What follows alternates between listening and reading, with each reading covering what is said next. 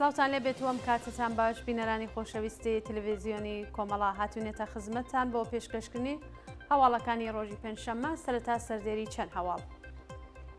دیداری خەڵکی ئازادیخوازی کوردستان لەگەڵ باوکی کۆمار دەرفتادە لە پیرانشار، کوژران و برینداربوونی چوار کۆڵبەر لە سنوورەکانی بانە و مەریوان، لە سێدارەدانی بەندکراوێک لە کرماشان، دەست بەسەرکردنی دوو هاوڵاتی لە شارەکانی سنە و بۆکان، کوژرانی دوو ژنی دیکە بە پاساوی شەرەف لە گەیلانی غەرب، هێرشی بەکرێگیراوانی ڕژیم بۆ سەر کچانی دژبەری حیجابی جباری لە تاران و پەسەندکردنی قەتنامەی نوێ دژ بە کۆماری ئیسلامی لە نەتەوە یەکگرتووەکان.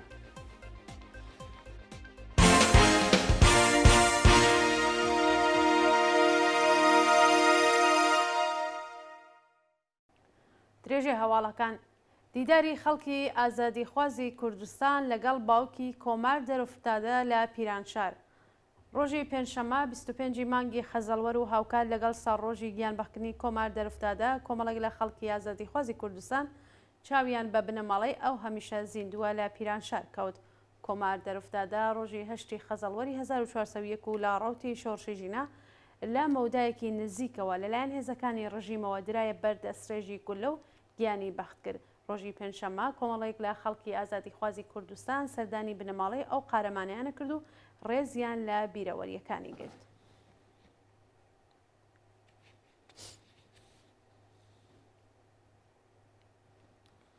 کوژران و برینداربوونی چوار کۆڵبەر لە سنوورەکانی بانە و مەریوان. ڕۆژی سێشەممە و چوارشەمە 23 و 24 خەزەڵوەری 1402 هەتاوی چوار کۆڵبەر بە ناوەکانی جەلال حەیدەریان، غەفار شەریفی، ڕەغزاد شامحەممەدی و میلاد ئەمیری بە تقەی هێزەکانی ڕژیم لە سنوورەکانی بانە و مەریوان کوژرا و بریندار بوون. بەپێی راپۆرتی کۆڵبەر نیوز شەوی چوارشەممە کۆڵبەرێکی خەڵکی گوندی قاچیانی سەر بە ناوچەی کەرەفتووی دیواندەرە بە ناوی جەلال حەیدەریان بە تەقەی ڕاستەوخۆی سەرکوتگەرانی ڕژیم لە سنووری هەنگەژاڵی بانە گیانی بەخت کرد. هەروەها دوو کۆڵبەری دیکەش بە ناوەکانی ڕەغزاد شامحەممەدی خەڵکی گوندی دوورقەڵا و میلاد ئەمیری خەڵکی گوندی درەویانی سەرۆی سەر بە شاری سەقز بە دەسترێژی گولەی هێزەکانی ڕژیم لە هەمان سنوور بە سەختی بریندار بوو. لەلایەکی دیکەوە شەوی سێشەممە 23 مانگی خەزەڵوەر کۆڵبەرێکی خەڵکی مەریوان بە تەقەی هێزەکانی ڕژیم لە سنووری ساوجێ بە سەختی بریندار و ڕەوانەی نەخۆشخانەی فەجری ئەو شارەکرا. لە هەواڵێکی دیکەدا کۆڵبەرێکی برینداری خەڵکی ناوچەی بایەنگانی سەر بە شاری پاوە بە ناوی تەیب خۆسرەوی کە ڕۆژی دووشەممە بەهۆی لێدان و ئەشکەنجەی هێزەکانی ڕژیم بە سەختی بریندارکرا بوو بۆ جاری دووهم نەشتەرگەری بۆکرا و باری تەندروستی ناجێگیرە.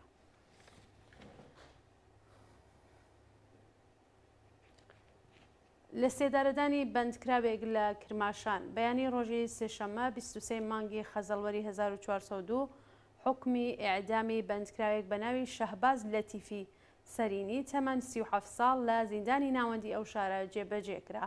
بەپێی راپۆرتەکان شەهباز لەتیفی سەرێنی پێشتر بە تۆمەتی کوشتنی هاوژینەکەی و مەئمورێکی ڕژیم بە کلاشینکۆف دەست بەسەر کرا بوو. شەهباز دواتر لەلایەن دەستگای قەزای ڕژیمەوە بە ئێعدام مەحکوم کرا و بەیانی سێشەممە حکومەکەی چووە بواری جێبەجێکردنەوە.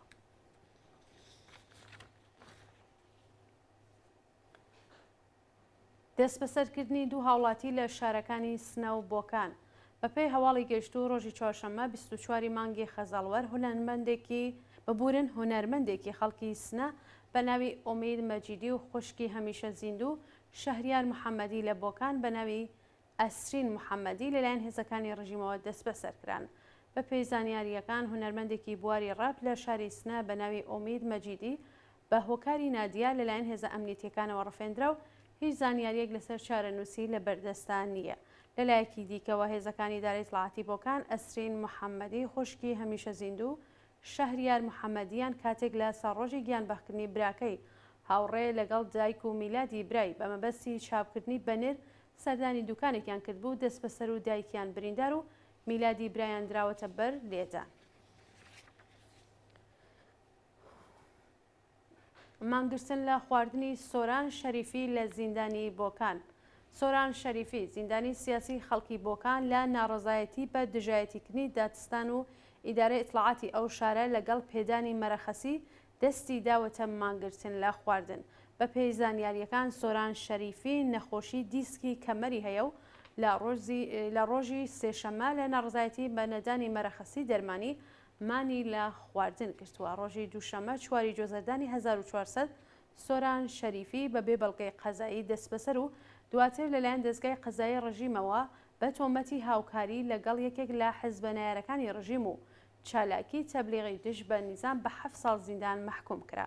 بەپێی یاسای بنەڕەتی زۆرترین سزا واتە 5 ساڵ بەندکرانی بۆ جێبەجێکراوە و 20 ڕێبەندانی 1400 ڕەوانەی زیندانی بۆکان کرا.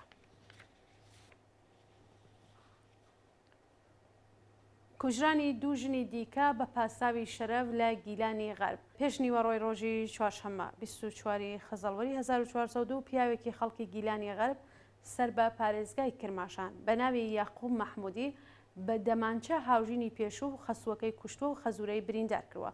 بەپێی زانیاریەکان یاقوب مەحموودی لە ڕێکخراوی فریاگوزاری خێرای گیلانی غەرب کاری کردووە و هاوسەرەکەی بە ناوی نگار مەحموودی پەرستاری نەخۆشخانەی ئەو شارە بووە. ڕۆژی چوارشەمە نگار هاوڕێ لەگەڵ باوکی بە ناوی فریدون مەحموودی لە کاتی ڕۆیشتن بۆ سەرکار لەلایەن هاوسەرە پێشوەکەیەوە دەدرێتە بەر دەستڕێژی گولە و دەست بەجێگیانی لەدەست ئەدا. هەروەها باوکی بە سەختی بریندار و ڕەوانەی نەخۆشخانە دەکرێت.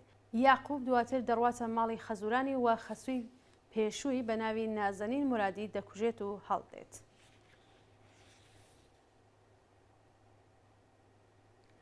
گواستنەوەی حوسەین پایە بۆ گرتوخانەی ئیتلاعاتی تەورێز. هاوڵاتێکی خەڵکی نەغەدە و دانیشتووی شانی بناو بە ناوی حوسەین پایە کە پێشتر لەلایەن هێزەکانی حکوومەتەوە دەست بەسەر کرابوو ڕۆژی چوارشەممە 24 خەزەڵوەر بۆ گرتوخانەی ئیتلاعاتی تەورێز گوازراوەتەوە. ڕۆژی 30 ڕەزبەری ئەمساڵ حوسەین پایە لەلایەن ئیدارەی ئیتلاعاتی شاری بناوەوە دەست بەسەر و لە ماوەی بەندکرانیدا لە دەستڕاگەیشتن بە پارێزەر و چاوپێکەوتن لەگەڵ بنەماڵەکەی بێبەشکرا. ڕۆژی چوارشەممە ئەو بەندکراوە لە گرتوخانەی ئیتلاعاتی بناو بۆ زیندانی ئەو ناوەندە ئەمنیەتیە لە شاری تەورێز گوازرایەوە هیچ زانیاریەک لەسەر چارەنووسی لە بەردەستانیە.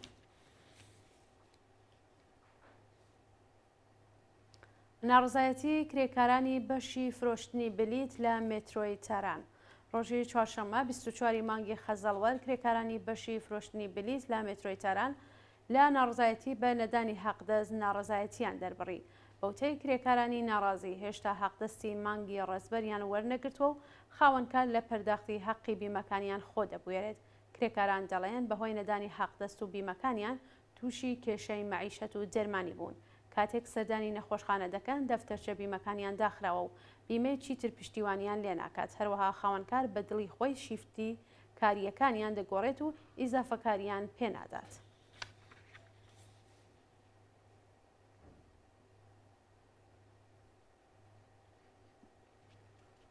هێرشی بەکرێگیراوانی ڕژیم بۆ سەرکچانی دژبەری حیجابی ئیجباری لە تاران.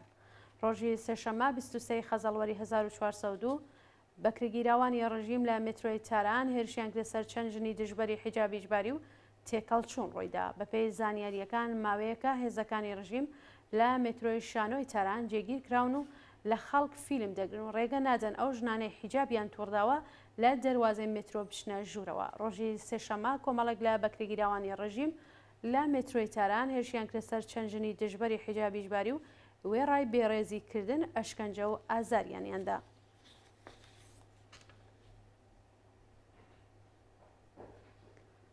سەپاندنی سزای ئیعدام بەسەر هاوڵاتیەک و لە سێدارەدانی دوو بەندکراو لە تاران.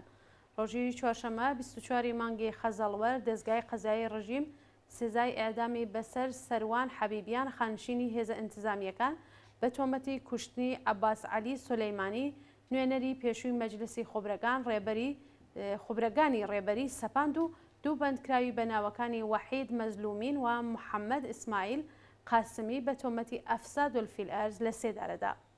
بەپێی راپۆرتەکان ماوەیەک لەومەوبەر عەباس عەلی سولەیمانی نوێنەری پێشووی خۆبرەگانی ڕژیم سەردانی بانکی ملی بابولسەری کردووە. کاتێک داوای 3 ملیارد و 400 میلیۆن تمەن پارەی لە بانک کردووە، سەروان حەبیبیان کە پارێزەری بانک بووە دەڵێت من شەوی ڕابردوو پارەم نەبوو شانەیەکی هێلکە بکڕم و دەست بەجێ سولەیمانی دەکوژێت. ئێستا دەستگای قەزای ڕژیم حکمی ئیعدامی بەسەر ئەو بەندکراوە سەپاندووە و داخوازی پارێزەرەکەی بۆ بەدواداچوون بە پەروەندەکەی ڕەت کراوەتەوە. لەلایەکی دیکەوە دوو بەندکراو بەناوەکانی وەحید مەزلومین و محەممەد ئیسماعیل قاسمی ناسراو بە سڵتانی زێڕ و ئەرز کە لەلایەن دەستگای قەزایریەوە بە تۆمەتی گەندەڵی ئابووری بە ئیعدام محکوم کرابوون ڕۆژی چوارشەممە لە سێدارە دراون.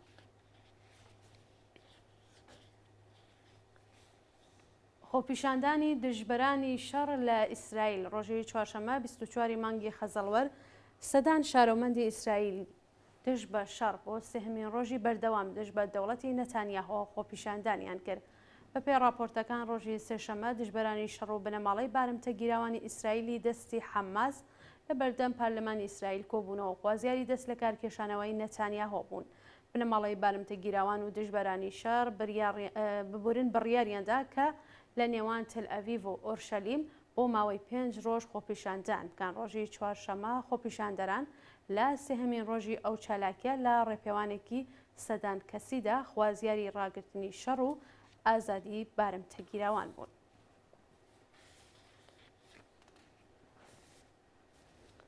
دووە هەواڵ پەسەندکردنی قەتنامەی نوێ دژ بە کۆماری ئیسلامی لە نەتەوەیە گرتووەکان. ڕۆژی چوارشەممە 24 مانگی خەزەڵوەر نەتەوەیە گرتوەکان هەمین قەتنامەی مافی مرۆڤی دژ بە پێشێلکاریەکانی کۆماری ئیسلامی پەسەند کرد.